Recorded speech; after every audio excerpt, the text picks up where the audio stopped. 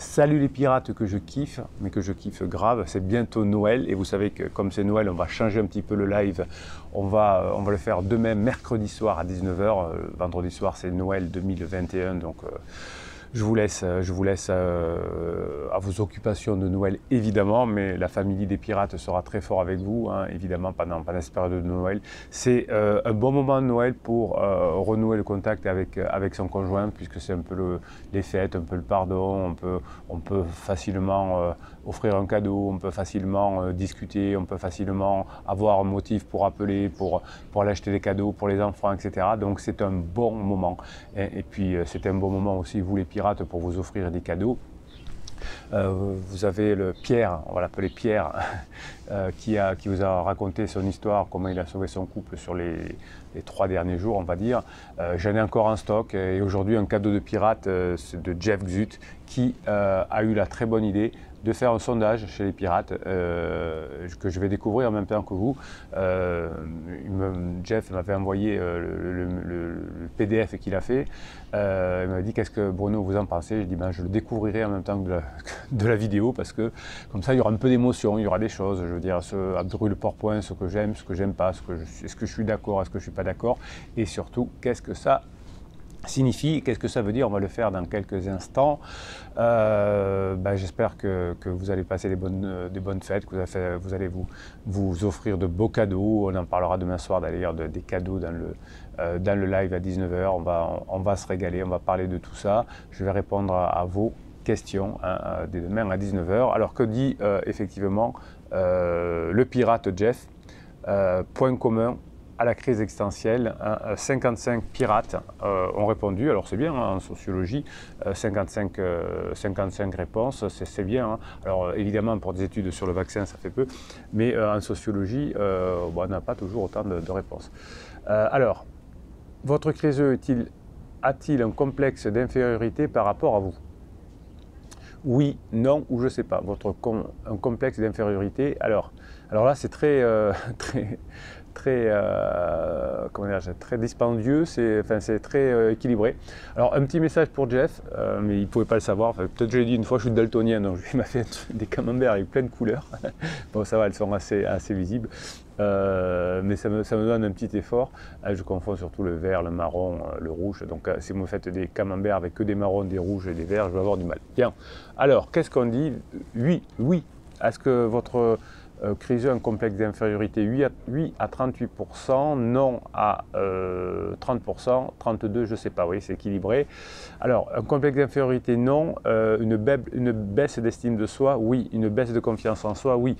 Quand on devient agressif, c'est qu'on a une baisse de confiance en soi. Alors chez les animaux aussi, hein, les petits chiens qui ont manque de confiance en eux, ils vont plus que les autres, oui.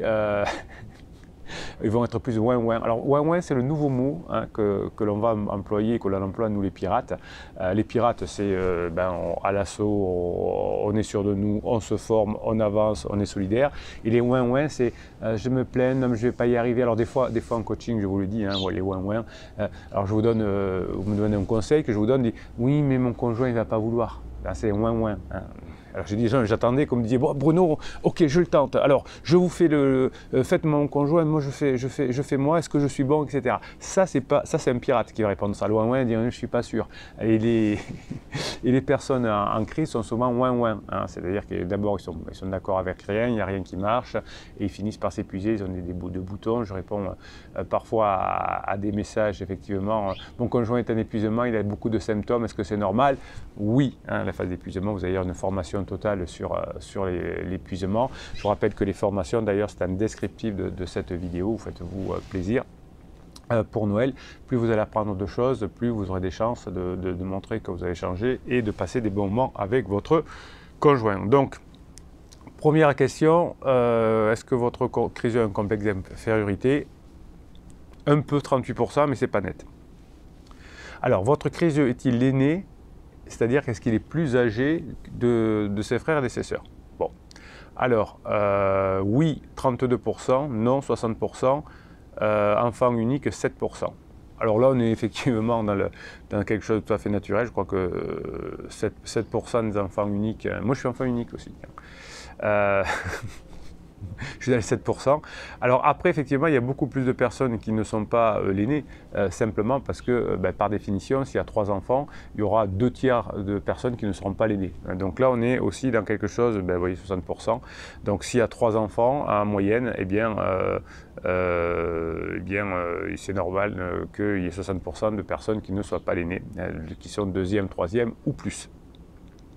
Votre créiseux est-il jaloux de ses frères ou de ses sœurs? Ah, oui, 26%, non, 56%, je ne sais pas, 17%. Alors ça dépend du moment de la crise, ça peut venir, mais généralement, oui, ça finit par se tendre avec les frères et les sœurs, généralement. La jalousie, pas forcément, je n'ai pas noté de choses significatives là-dedans.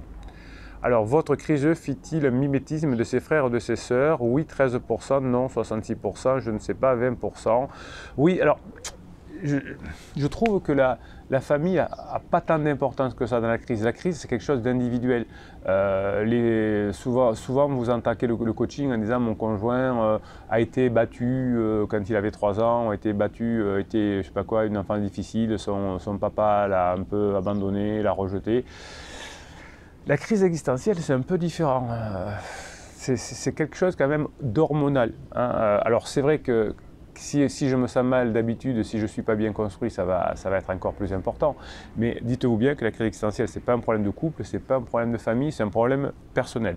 Si le papa ou la maman rentre dans le conjoint en crise, ça va mal se passer.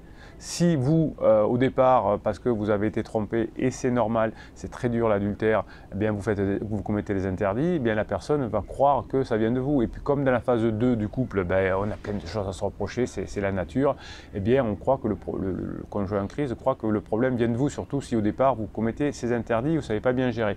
Donc si le papa, la maman ou la sœur ou le frère rentre dans criseux, eh bien ça va mal se passer de toute façon. Donc c'est pas tellement le fait que je sois le frère, la sœur ou le conjoint, c'est comment je réagis à la crise du conjoint. Vous savez que quand on est en crise, on est très anxieux. Parce qu'on a peur de vieillir, parce qu'on a peur de l'avenir, parce qu'on ne sait pas ce qu'on va faire, parce que je commence à voir qu'à 50 ans, si je perds mon boulot, enfin, tous ces genres de questions, est-ce que je n'ai pas raté ma vie, est-ce que je peux encore séduire? Donc tout ça donne beaucoup d'anxiété. Donc si vous rassurez votre conjoint, s'il est bien avec vous, eh bien, ça va bien se passer. Si vous lui créez de l'anxiété en en faisant des silences radio, en le manipulant avec des films « moi je te suis », en écrivant des phrases magiques, en essayant de le convaincre qu'il a tort, etc., en lui hurlant dessus, tout ça va vous éloigner. Pas tellement parce que vous êtes le conjoint, mais simplement parce que vous créez encore plus d'anxiété en anxiété. Donc l'un des principes quand votre conjoint est en crise, pas trop créer d'anxiété. Quand votre fils ou votre fille est en crise d'adolescence, beaucoup d'anxiété également, c'est le passage de la vie, on quitte l'enfance, on va dans l'adolescence, on ne sait pas trop, le frein, le préfrontal ne fonctionne pas bien, on est en anxiété. Donc si vous, en tant que parent, vous rajoutez de l'anxiété à l'anxiété, ça ne va pas fonctionner. Donc ce n'est pas tellement que vous soyez papa ou maman qui est important, ou conjoint, c'est qu'est-ce que vous allez faire de la crise de votre conjoint. Votre crise a-t-il fait une petite crise avant, pendant que vous étiez ensemble? Adultère ou besoin de liberté? 33% oui, 67% non. Donc oui, ça veut dire que si vous n'êtes pas ensemble depuis très longtemps, vous n'avez pas vu la crise d'adolescence, évidemment, si vous êtes ensemble depuis 5, 10, 15 ans. La crise de la trentaine, peut-être que vous ne l'avez pas vue parce que vous l'avez traversée aussi. Oui, généralement, la crise actuelle, c'est celle qui marque le plus. Alors, on se souvient, d'ailleurs, même les personnes qui ont été en crise ont du mal à s'en sortir, à avoir des souvenirs précis. J'avais un client l'autre jour qui me disait, tu sais, vous savez Bruno, j'étais en crise aussi, et je lui dis quand. Alors il réfléchit, il me dit c'était en 2017, jusqu'à quand? Alors réflexion, 2020, ça a dû se faire. Vous voyez, ça a duré 2-3 ans comme tout le monde, mais il ne savait pas exactement. Il avait perdu des détails, ça allait très vite pour lui. À un an près, il ne savait plus. Donc pas de crise avant. Votre créiseux a-t-elle fait une crise d'adolescence? 12% oui, 58% non, 29% je ne sais pas. Tout le monde fait des crises d'adolescence. Les parents s'en souviennent très peu. Hein, si on le demande, alors si on le demande à la personne, on veut dire non. Mes parents, j'en ai discuté avec eux, évidemment, pour mon métier. Tiens, des coups de feu. Non, c'est pas un terroriste, c'est les chasseurs. Enfin, j'espère. Oui, mes parents m'ont dit que j'avais une adolescence qui avait été plutôt facile et qu'il y avait eu un moment où effectivement je m'étais un peu rebellé contre ma maman, etc. Mais pour eux, c'est pas c'est pas une grosse crise. Si j'y réfléchis, si j'essaye de prendre des éléments factuels, ouais, j'ai fait ma crise comme tout le monde, des résultats scolaires qui étaient pas les mêmes, pendant un certain temps, une façon de errer sur mon lit à regarder le plafond parce que, comme je suis très vieux à une époque, on n'avait pas internet, voilà. Donc de la nuit aussi, me jeter à fond dans mon sport préféré qui était le rugby à l'époque, quitte à délaisser d'autres choses. Oui, j'ai l'impression d'avoir traversé une crise qui a duré comme tous les ados. Et mes parents me disent non, elle n'a pas été très méchante, sauf un petit pic. Donc, on se souvient beaucoup des pics. Hein. Donc voilà, donc apparemment, 58 personnes, une vraie crise d'adolescence pour 60% des personnes. À quel âge vous êtes mis en couple avec votre criseux? En tout cas, bravo Jeff, parce que c'est un excellent travail ce que vous avez fait. Vous êtes creusé la tête. Alors, je n'étais même pas au courant de ce sondage. Ça a été fait par les pirates de façon autonome et je trouve ça génial. Donc, c'est un vrai travail. À quel âge vous êtes mis en couple avec votre criseux? Alors, ça commence entre 16 et 20, 36%. Entre 20 et 25, 30%. Entre 25 et 30, 20%. Et 35 et plus, 11%. Donc la majorité, c'est entre 16 et 20 ans. Oui, alors souvent, c'est souvent que les personnes qui sont là ensemble depuis longtemps sont mis ensemble jeunes.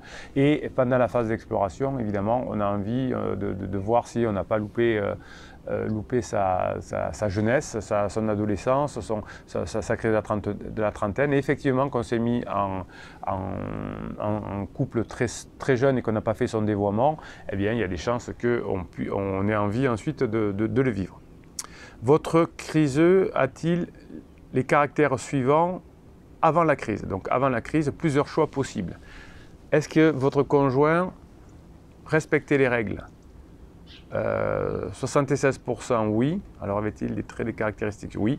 Valeur, alors 80%, je vois pas, attends, si peut-être, non, c'est si, plus. Donc votre valeur, respecter les règles, avait des valeurs, était fidèle à 83%, timide à 40%, associable à 18%, et sociable à 67%. Donc on avait un conjoint, si vous avez passé ensemble 5, 10, 15, 20 ans, qui était plutôt agréable, avait des rapports, des valeurs fortes. Donc vous aviez raison, hein, et vous avez raison de vouloir récupérer votre conjoint si c'est le cas. Niveau d'études de votre conjoint, inférieur au bac 12, bac 12, bac plus 2 34, bac plus 5 40%. Ah oui, beaucoup de bac plus 5. Donc on a des pirates intelligents. Voilà. Alors c'est vrai. Alors ça c'est vrai. J'ai remarqué que vous avez des hauts niveaux d'études. Quand je fais les coachings, je vous demande souvent quel est votre métier, quel est celui de votre conjoint. Déjà pour prendre des métaphores, hein. Par exemple s'il y a quelqu'un qui est assureur, je prendrai plutôt des exemples de métiers de l'assurance pour donner des métaphores. Si la personne est chef d'entreprise, je prendrai ça. J'ai beaucoup effectivement, alors peut-être parce que c'est des personnes qui savent se remettre en cause, les pirates, c'est parce que des personnes qui aiment bosser, qui ont l'habitude de se former, qui ont compris que si on veut arriver à quelque chose, il faut changer, il faut augmenter son niveau. C'est des personnes qui ont la grinta, alors c'est peut-être pour ça qu'effectivement 40% des personnes ont plus un bac plus 5. Je n'avais pas vraiment vu ça directement, mais merci Jeff, grâce à vous. Oui, les pirates, vous êtes des pirates plutôt intelligents et pas ouin. Votre criseux est-il votre premier partenaire sexuel? Waouh! Ah non, 25% oui, 75% non. Ah, j'avais lu l'inverse, ça m'aurait surpris. Déjà 25%, c'est pas mal. Êtes-vous le premier partenaire sexuel de votre criseux? Alors ça, on ne sait pas vraiment, c'est pas sûr. En tout cas, pareil, 76% non, ou 22% oui. Donc 3/4 du temps non. Habitez-vous toujours ensemble? Oui, 36%, non, 52%, par alternance, une grande partie. Alors il y a plus que 36%, donc on habite toujours dans le même toit parce qu'il y a encore des petites cases qu'avait fait Jeff. Il dort dans un canapé, il est sous le même toit mais on ne dort pas ensemble, il est sous le même toit mais dans un appartement séparé. Ils viennent tous les jours à la maison mais ils ne dorment pas là. Bon voilà, donc à mon avis c'est 50-50. Pas loin si on rajoute tout ça, alors ouais. ouais. Bon, si on en rajoute le très souvent et le tout le temps, on est à plus de 50%. Y a-t-il adultère chez votre conjoint? Oui, à 65%. Je ne sais pas, 12%. Et non, 21%. Donc vous voyez, presque 80% du temps, il y a adultère. Durée de la crise. Ah, phase d'alarme. Alors, durée de la crise. Alors, la personne serait en phase d'alarme à 27%, 67% en phase plateau et en phase d'épuisement, très peu. Donc, peut-être qu'en phase d'épuisement, vous n'êtes déjà plus là, les pirates, vous n'avez pas répondu au sondage parce que c'est en train de s'arranger. Mais vous voyez que 67% la phase plateau, c'est la phase la plus longue. Vous avez d'ailleurs une formation en descriptif de cette vidéo. Vous avez tout le catalogue en descriptif de cette vidéo des formations pour bien gérer la phase plateau et préparer la phase 4, celle qui vous permettra de finir vos jours ensemble. Mais il faut apprendre à le faire. Dernière question. Est-ce que c'est la dernière question? Oui. Bravo Jeff pour ça encore une fois. Âge du plus jeune de vos enfants au début de la crise. Pas d'enfants, 11%. 0 à 2 ans, 0%. 15% 2 à 3 ans. 4 à 6 ans, 17%. 6 à 10 ans, 20%. 10 à 15 ans, 17%. Adultes, ça a l'air d'être 13%. Selon les couleurs et selon la police. Donc vous voyez que la crise existentielle il y a quelques années était liée souvent à ce qu'on appelle le syndrome du nid vide, c'est-à-dire que les enfants avaient 20 ans, partaient de la maison et on s'ennuyait. Là, ça je le vois très souvent, entre 2 plutôt et 6 ans, il y a une grosse particularité. C'est-à-dire que notamment les femmes ou les hommes, quand c'est le dernier enfant, le dernier enfant qui arrive, il y a un deuil qui va se faire de la féminité, de la masculinité. On sait quelque part inconsciemment que c'est le dernier. Et dès qu'il est qu'il a 2 ans, 3 ans, on commence à faire sa crise. Parce qu'on sait que c'est le dernier, que ce ne sera plus le gros doudou, etc. J'ai souvent vu ça depuis 20 ans dans mes coachings. Voilà, écoutez, c'était super au top. Alors je vous rappelle que vous avez la team des pirates, vous écrivez beaucoup là, en dessous de ces vidéos pour vous donner la grinta. Vous avez le canal Telegram, vous allez sur l'application Telegram, vous avez le canal des pirates où toute la journée je vous mets des ressources, je vous mets un coup de boost le matin. Vous suffit de taper canal Bruno Marchal où vous avez juste à côté du catalogue des coachings et des formations en description de cette vidéo, vous avez le lien aussi pour aller sur le canal Telegram. Oh bah tiens, on est des fous, c'est bientôt Noël, on se prend 2 minutes, hop, je regarde mon téléphone, hop, on va lire un ou 2 télégrammes, allez, c'était pas prévu. Mais... Donc il y a beaucoup de vidéos, là en ce moment il y a beaucoup de vidéos d'audio que vous envoyez. Alors celle-là je l'aime beaucoup, ouin, arrête de chouiner, arrête et remets-toi bien. ouin, arrête de chouiner, ça me plaît beaucoup ça. Manipuler un enfant parce que vous détestez son père ou sa mère est l'une des pires bassesses de l'être humain, ça c'est juste. Vous protégez les enfants, vous avez une formation sur comment réagir quand son conjoint est en crise et souvent effectivement quand on est en crise, on s'occupe moins des enfants qu'avant. J'ai cru au Père Noël, à la petite souris, aux cloches, au chocolat 0%, au collant 2 tailles de moins, à la crème nouvelle jeunesse, à la maillot allégé, au mascara hypnotique volume, à la colle qui colle tout, à la tente 2 secondes qui se replie en 3h15. Et si on essayait de croire en soi d'abord, oui, plus vous allez avoir de facilité, plus vous allez avoir de patates, plus vous allez vous former, plus vous allez avoir de compétences, plus vous aurez de confiance en vous. Et vous savez que quand 2 individus sont ensemble, ont une relation intersociale, celui qui a le leadership, c'est celui qui a toujours le plus de confiance en soi. Vous avez une formation de plus de 4 heures sur la confiance en soi, ça vous sert dans tous les domaines de votre vie, avec votre patron, avec vos clients, etc. La confiance en soi, c'est une compétence relationnelle qui se travaille, une compétence sociale. Vous avez une formation fabuleuse sur les compétences sociales qui est sortie la semaine dernière, je vous laisse la découvrir. Aujourd'hui, dans notre monde, c'est les compétences sociales qui priment. On est toujours en interaction avec tout le monde et vous voyez que vous n'aviez pas forcément toutes les compétences sociales et pendant la phase 3 de votre couple, pendant la phase 2 de votre couple. Et c'est parti en live, comme dit. Allez, on va faire un petit tour là sous les vidéos, je n'étais pas prévu non plus. On va avoir un commentaire. Alors vraiment, on va les prendre, hop, le premier.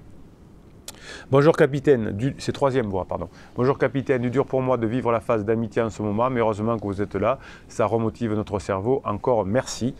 Oui, tous les pirates sont là avec vous. La phase plateau, effectivement, c'est une phase où on reconstitue quelque chose. On donne beaucoup plus qu'on ne reçoit, mais on investit pour l'avenir. Balboa répond bonjour la troisième voie, c'est déjà énorme d'être dans la phase amitié, hein, complicité, j'aime bien. Si tu n'as plus de colère et de reproches de la part de criseuse, cela facilitera grandement le travail de reconquête. Bravo Balboa, c'est une bonne idée. Malheureusement, je fais encore des interdits dans cette phase, dit la troisième voie. Bon voilà, vous avez une formation sur les interdits pour ne pas les commettre. Lola dit, tout le monde en fait des interdits, tu n'es pas le seul. Oui, plus vous allez bosser sur les interdits, sur vos compétences relationnelles, sur vos émotions, moins vous ferez d'interdits, hein, mais c'est humain. Avec le temps, je trouve qu'on arrive mieux à se maîtriser et à en éviter. Oui, le temps et le travail, c'est des alliés importants. Courage, vous êtes sur la bonne voie la plus facile. Merci, dit la troisième fois Lola. À vous de votre empathie, vous méritez aussi le meilleur. Et la team des pirates également. Et Balboa dit oui, c'est un travail quotidien sur soi-même. Au moindre relâchement, on le paye cash. Oui, hein, c'est comme quand on fait un régime. Si on se relâche pendant une semaine, eh bien, on le paye cash, on reprend des kilos. C'est comme ça. Et ça rallonge la durée de la crise. Vous êtes très intelligents, mes pirates adorés. Vous n'êtes pas des ouin-ouin. La crise m'a permis de mieux gérer mes émotions, surtout l'énervement. Donc, vous profitez de la crise existentielle de votre conjoint pour être la meilleure version de vous-même et pour passer des bons moments. Donc pouce en l'air. D'ailleurs, je sens la colère revenir en ce moment car criseuse ne veut pas passer les fêtes de Noël à ma compagnie. C'est dur à encaisser, mais au dernier moment, ça peut changer. On le voit chaque année au moment de Noël. Voilà. Bien écoutez, on se retrouve demain matin à 7h45 pour la vidéo en direct que vous pouvez bien évidemment revoir et revoir autant de fois que vous le voulez. Mais en direct, vous pouvez la commenter avec les autres pirates. Et on se retrouve demain mercredi à 19h pour le live de Noël.